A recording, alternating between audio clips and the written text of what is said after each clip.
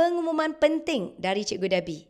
Hari ini Cikgu nak mengumumkan bahawa laman web kami telah rebrand. Yes, sebelum ni kita dikenali sebagai cikgudebbie.com, tetapi sekarang kita rebrand kepada dse.my. Jangan risau, kalau anda type cikgudebbie.com, dia akan link ke kita punya nama baru iaitu dse.my. Sangat senang saja kan singkatannya?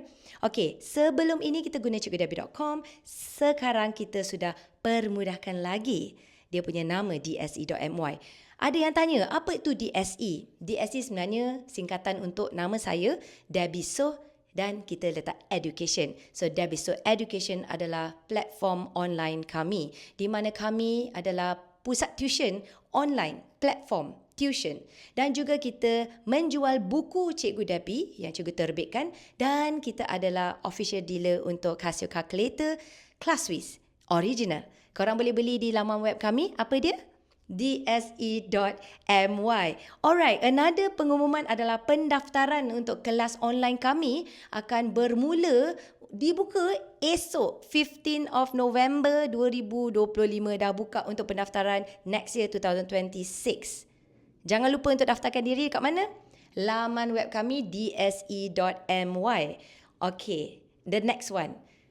Pengumuman yang ketiga adalah kita ada free preview online tuition class pada bulan Disember 2 minggu untuk korang. So, korang boleh ke laman web apa?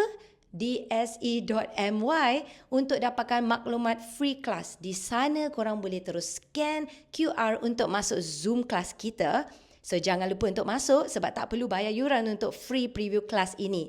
It's like window shopping before you decide whether you want to join our class or not. Tetapi di SE Tuition punya family, student-student Cikgu Debbie, student-student untuk tutor-tutor lain di SE Tuition, korang boleh start daftar 15 November onwards guys dekat laman web dse.my. Thank you so much for your support all this while. I really appreciate it.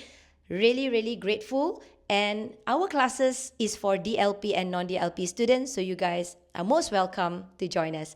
Thank you guys.